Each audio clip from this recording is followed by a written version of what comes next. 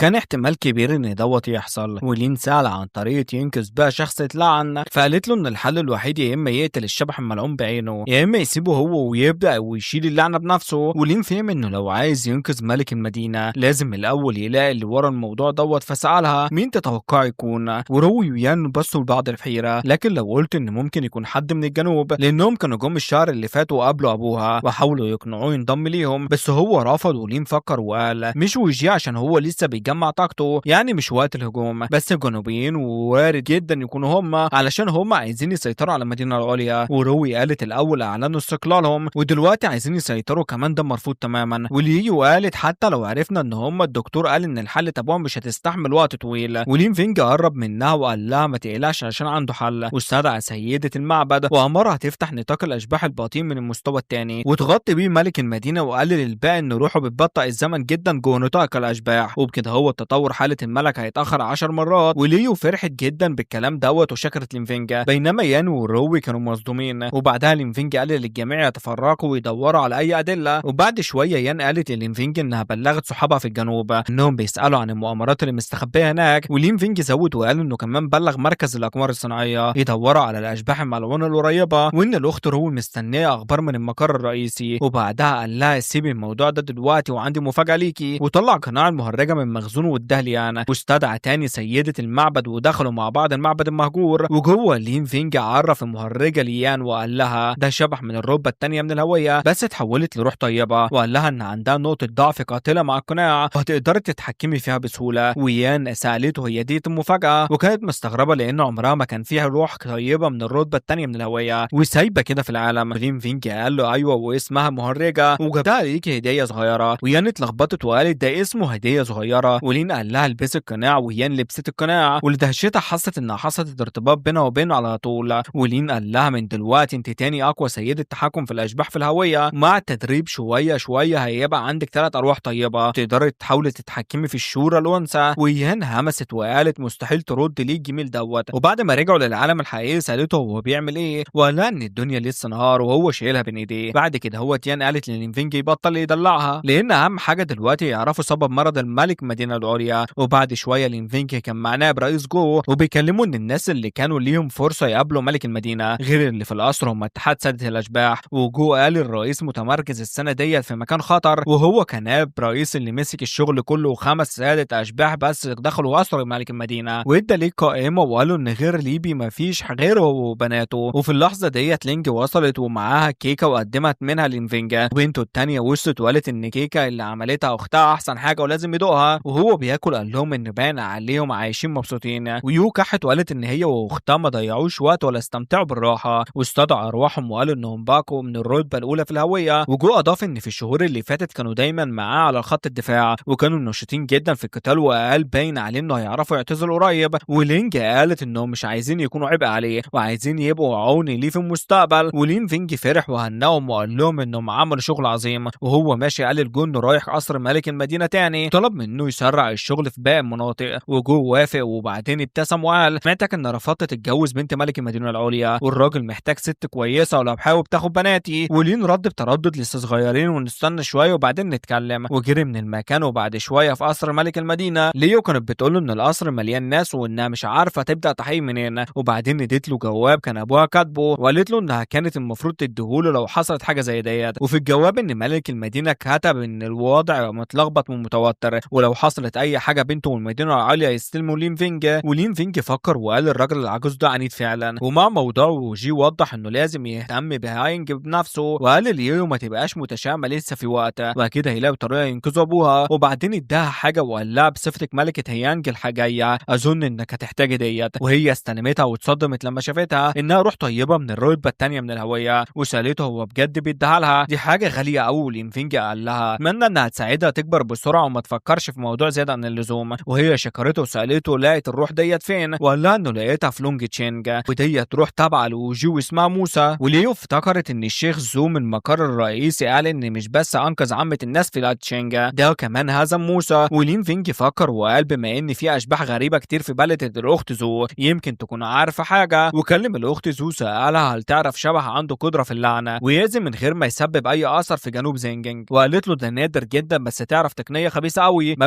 بتسببش اي رد فعل للاشباح ما بتتكشفش، واسمها دودة البرق الجنوبية، واي حد تسيبه بيموت خلال 3 ايام. وبعد ما خلص كلامه مع الاخت زو راحوا بسرعة يطمنوا على ملك المدينة العليا. حسب كلامها اي حد يتأذى من النوع بيكون عنده شامة حمراء تحت الصدر، ولما كشف على جسم ملك المدينة العليا لين فعلا لقى الشامة الحمراء واتصدم وارتاح في نفس الوقت، لان طالما عرفوا السبب يبقى في علاج. وبعد شوية في اقليم شين هوا كانت بتحرق جثة شبح منزلي، ولين فينج كان ماسكه لما كان في زايدنج، وبعد ما اتحرق طلع منه مسحوق لون وردي ورجع لملك المدينة العليا وخلاه يشم المسحوق واول ما دخل انفه دودة غريبة ابتدت تطلع منه. ولين فينج قال كده هوت مفيش مشكلة دلوقتي، بس حيوية ملك المدينة متدمرة جدا وممكن ما يفوقش قريب. وساعتها ادرك ان اكيد في خائن جوه قصر الملك وزرع بيضة الاشباح في اكله. وليه وافقته وهي بتمسح دموعه وسالته يعملوا ايه، وقال لها تكمل تهتم بباباه هنا، وهو في نفس الوقت هيلاقي طريقة يمسك الخائن ويكشف الخطة كاملة لمدينة الجنوب الوسطى، وفي نفس الوقت في مكان بعيد في الشمال الشرقي جوه قمة بركان خامد الارض وابتدت تهتز. وبعدين حد طلع من جوه الحمى وما كانش غير ووجي ابتسامة خبيثة وقال انا رجعت. وبعد شوية لينفينج كان ماشي في المدينة والناس كلها ابتدت تناديه باسمه وتصوره، وسادة الاشباح حاولوا يرفعوا الصور بس لاي سبب الاشارة كانت مقطوعة. وفي الوقت دوت الاخت روي كانت بتفكر هو لينفينج ناوي يعمل ايه لما يدخل هايم بالشكل دوت. وبعد شوية لينفينج حس ان الخطة نجحت لان كان كلم الاخوات وخلهم يقطعوا الاشارة عن هاين وبدلها بقمر صناعي، وكده بقى مسيطر على كل الرسائل اللي خارجة من هاين، وكان عارف ان رجوعه اكيد هيتبلغ لمدينة الجنوب الوسطى. ولاحظ ان في شخص بيبعت رسالة مشفرة للجنوب فعرف فورا ان ده الخائن. وبعد شوية جونج استخدمت جسدها المرسوم وغطت بيت الخائن، وجوه الجنرال جين اتفزع وسأل ايه اللي بيحصل، وفجأة بوابة ظهرت وطلع منها لينفينج. والجنرال سأله انت بتعمل ايه هنا، وظهرت رو وقالت كجنرال في هاي. ما كانوش متوقعين انه يطلع الخائن، وجين قال لها ما تسمعيش كلام لينفينج ده بس استغل غيوب ملك المدينة علشان يمسك الحكم ويقضي على المعارضين. لكن رو سألتها انت عرفت منين ان ملك المدينة العليا في غيبوبة، ولينفينج قال لها ملهوش لازمة الجدال دوت لان الرسائل السرية اللي بعتها لمدينة الجنوب اتكسرت شفرتها. ولما اتحاصر الجنرال جين استدعى ارواحه وهجم على لينفينج، لكن قبل ما توصل جانج قضت على ارواحه بسهولة. وروي قالت له اعترف بجرائمك واكشف خطة الجنوب والا المقر الرئيسي مش هيرحمك. وفي نفس الوقت رجالة وجو استقبلوه جوه كهف، وعضو كبير هناه علشان يسيطر على شبح جديد وطلب اذنه يهاجم لينفينج، لكن ووجي رد حتى لو عنده ارواح من الرتبة الثالثة دلوقتي لسه مش هيقدر يقتله لينفينج.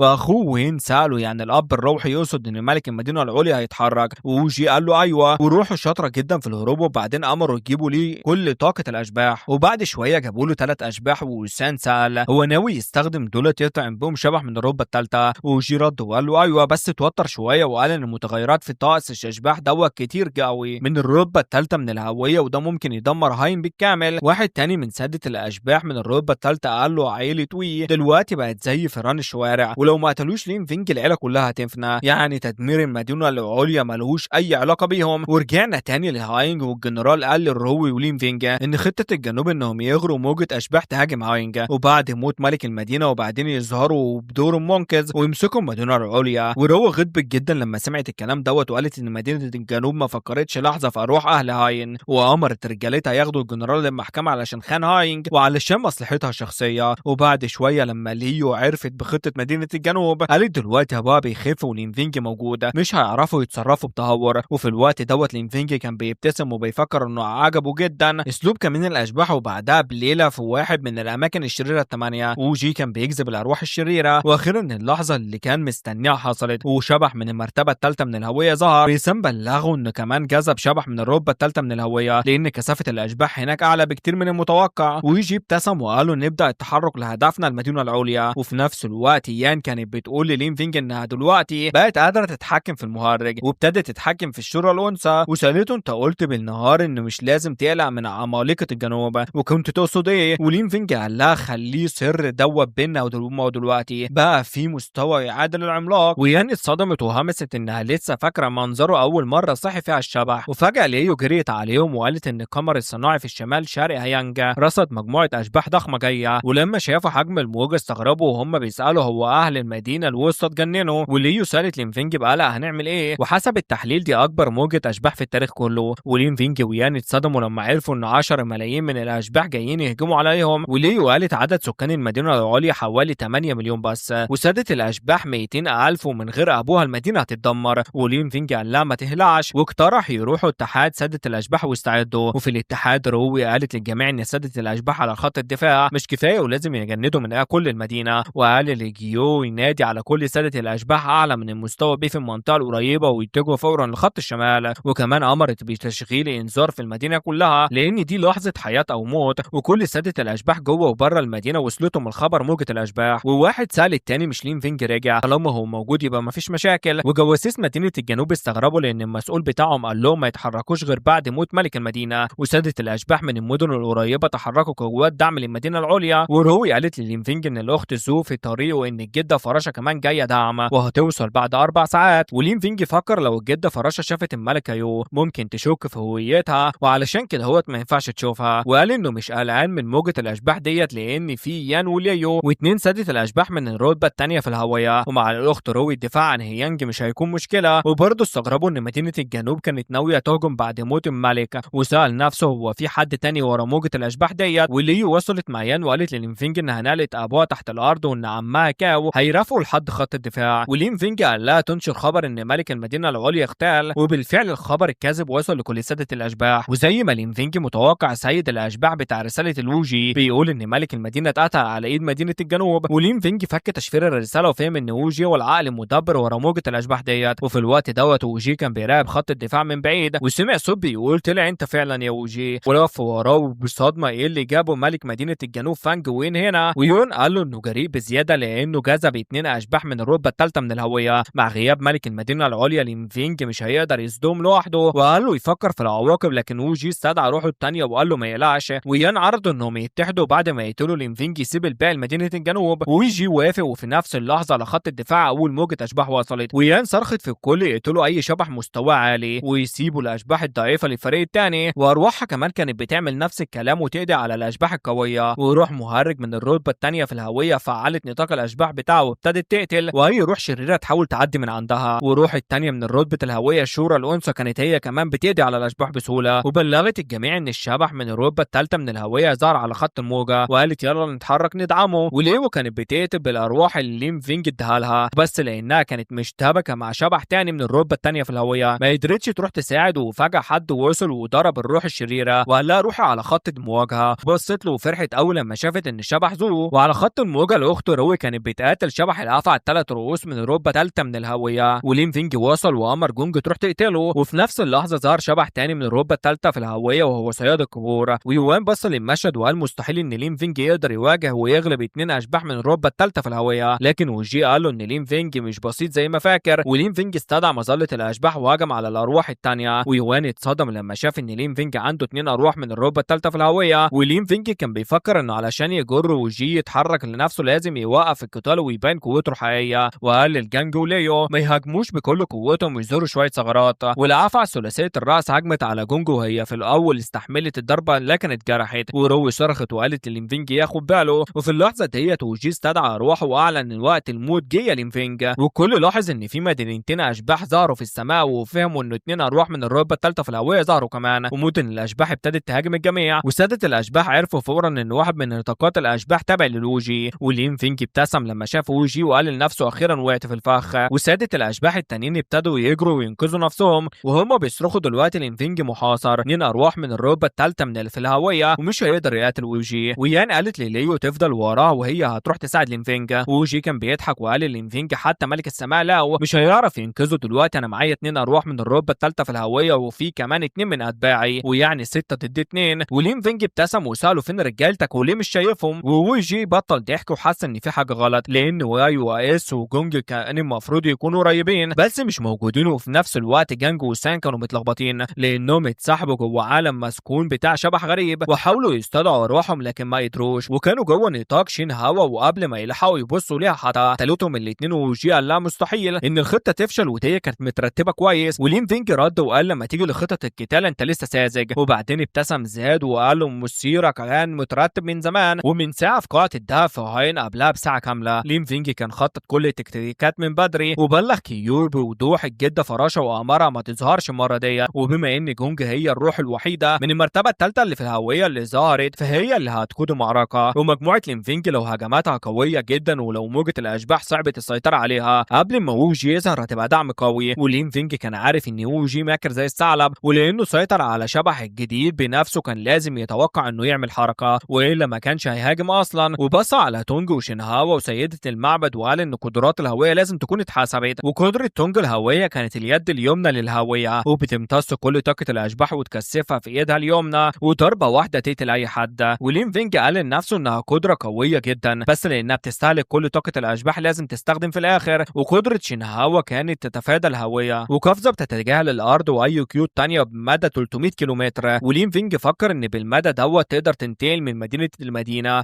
اسهل من حصان الاشباح. واقوى قدره فيهم كانت قدره سيده المعبد الهويه اللي اول ما مؤشر القمع يوصل 70% يقدر يحول العدو القوه القتاليه معاه لمده 5 دقائق. ولين فينج قال للثلاثه يطلعوا من مخبأ الاشباح من اول المعركه بس يكونوا بعيد كفايه ولابسين ملابس اشباح علشان يخفوا انفاسهم. وامر سيده المعبد يحلل فورا اي روح من الرتبه الثالثه في الهويه تظهر، ومن ضمن اتباع ووجي غالبا فيهم سيد اشباح من الرتبه الثالثه، وده كان دور تونج انه يلاقيه بسرعه اول ما ووجي يظهر. اما تعليمات شينهاوا فكانت تتفادى بسرعه قبل ما يستدعى الاشباح وتحاصرهم بنطاق الاشباح وتستغل خصومها علشان تمنعهم من الاستدعاء وتوقعهم في الفخ. ووجي كان بيفكر دلوقتي النتيجه بقت 4-2 وبس مستحيل يعترف بالهزيمه. ساعتها امر الروحين بتوعه انهم يهجموا ويقتلوه، ولين فينج امرهم يمسكوا الروحين دول اشباح من الرتبه الثالثه، وفي نفس الوقت جانج هتتعامل مع ووجي بكل قوتها. وبعدها امر تونج وشينهاوا وسيده الدير انهم يشتغلوا مع بعض. وفجاه كل اللي في ساحه المعركه اتصدموا بما فيهم ووجي ويوانا لان كان في 5 ارواح من الهويه المستوى الثالثه، والارواح الخمسه بتوع لين فينج كانوا بيلعبوا بالاشباح ووجي ومش سايبين لهم اي فرصه للهجوم المضاد. ولين فينج سال سيد الدير لو خلصت ولا لسه، وفي نفس اللحظه شريط القمع للارواح الثانيه من الهويه وصلت 70% وساعتها استخدمت القمع الكامل وحولتهم لحلفاء. ووجي ما كانش مصدق ان الارواح الشريره المتوحشه اتحولت لارواح صالحه وبتجري ناحيته. ولين فينج كمان انضم لارواحه وسال ووجي لو بدا يفهم الموقف اللي هو فيه دلوقتي بعد ما النتيجه بقت 7-2. وسيد المدينه الجنوبيه يوان ما صدقش عينيه وقال ان لين فينج كان مخبي قوته طول الوقت. وفي نفس الوقت الرو قالت ليان ان لين فينج عنده فرصه كبيره يكسب وكل اللي عليهم يحموا نفسهم من اثار المعركه. وفوق الارواح السبعه كانوا بيهجموا على روح الثلج بتاعت ووجي. ووجي ادرك ان كل حاجه خلصت وامر اروحه بالانسحاب، وروح الثلج حاولت تجري ناحيته لكن قبل ما توصل لين فينج امر اروحه يهاجمه. وشين هوا استخدمت مهاره الواميد وظهرت قدامه، وبعدها جانج استخدمت قدره الهويه وامسكت بيهم وقتلتها. والنظام حدث البيانات بسبب قتل روح الهويه المرتبه الثالثه. لين فينج كسب 26000 نقطه خبره. وفي نفس اللحظه مدينه الاشباح بتاعت ووجي بدات تنهار، ورو لاحظت